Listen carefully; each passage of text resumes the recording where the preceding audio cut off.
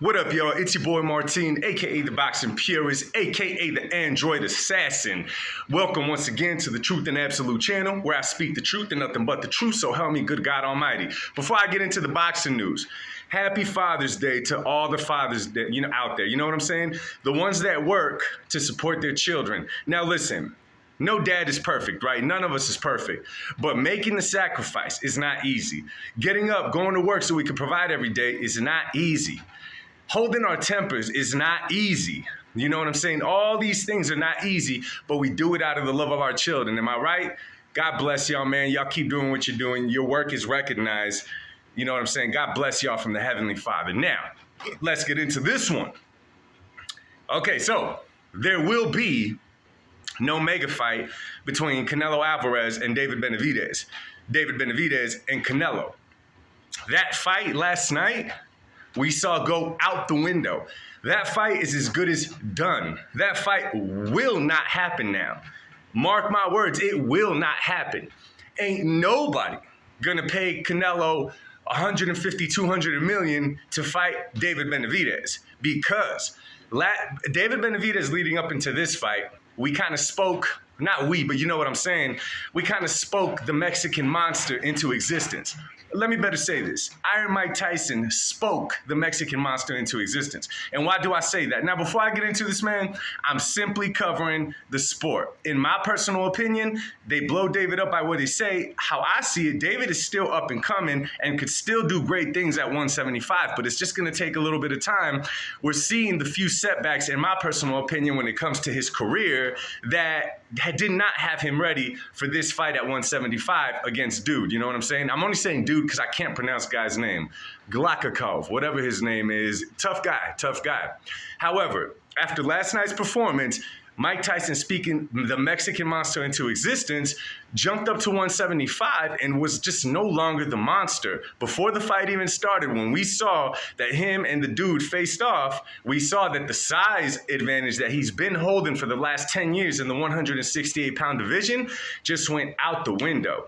The size advantage, the size that helped you inside that ring, is gone, that part. Now, David has other things to his game. He's a real precise puncher. He has quick hands for his size. You know what I mean? He's a good fighter. However, that size advantage was a big, big plus. It was almost like his turbo button in the 168-pound division in the super middleweight class. You know what I'm saying? Which was gone.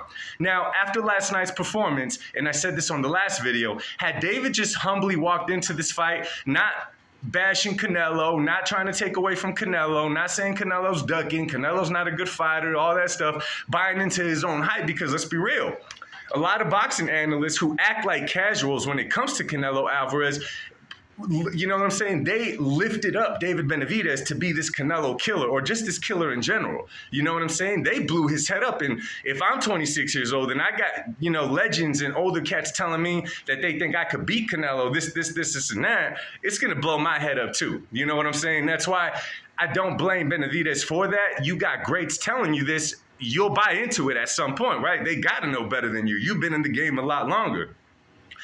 And after you go in there and you perform like that against a dude that was literally put there just for you to look good against, okay?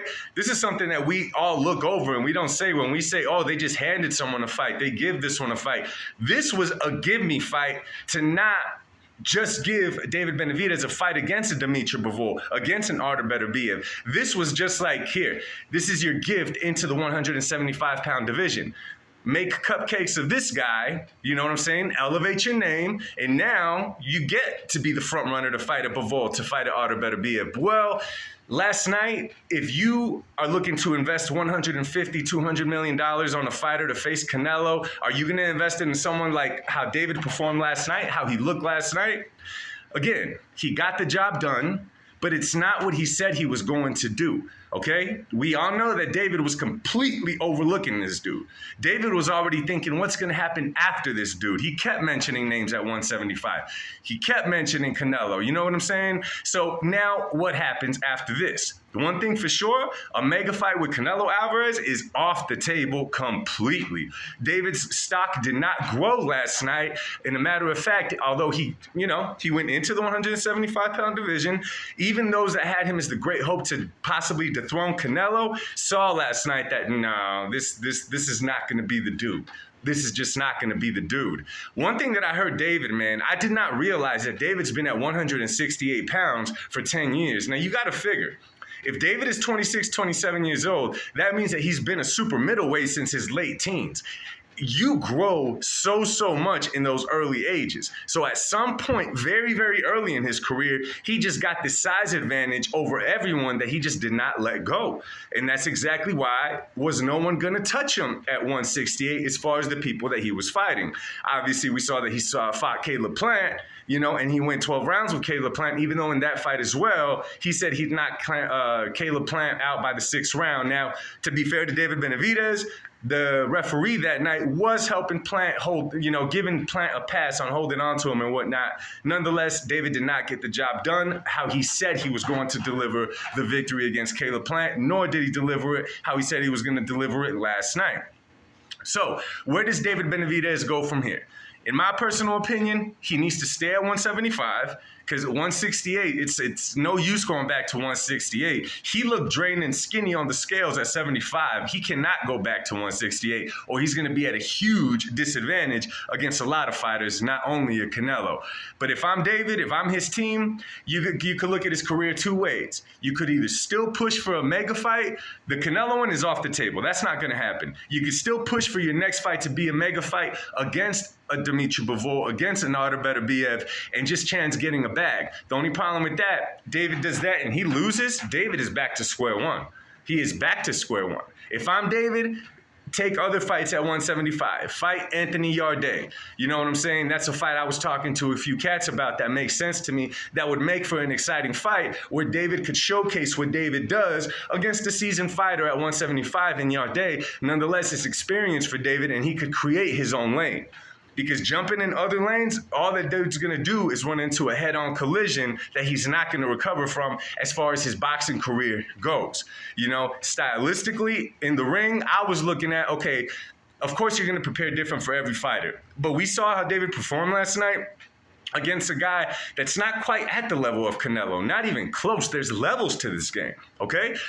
If we, the boxing fans, see flaws in David's game, how he was loading up and how he was fighting, how do you think a fighter of the caliber of a Canelo, Dimitri Bivol, and all these guys saw it? You know what I'm saying? Now, David said, in sparring, he got the best of Bivol, this and that. This is a little bit different, though. In sparring, you're wearing gear and you got big gloves. In sparring, you don't necessarily have to make weight to go into a sparring match. There's not a huge training camp ahead of a sparring match. You know what I'm saying? That's why I said that's what casuals say.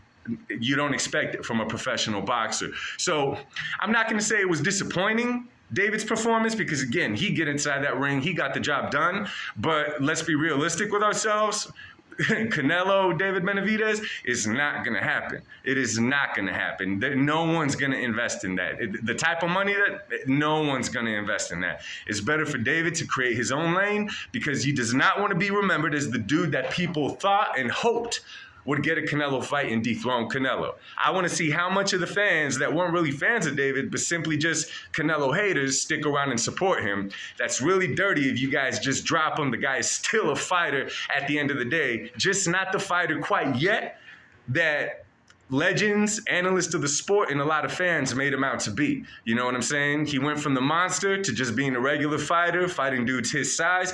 We'll see what he does from here to now. But as far as the Canelo fight, we could kiss that one goodbye. It is completely off the table. It is not going to happen. And now we see what others saw.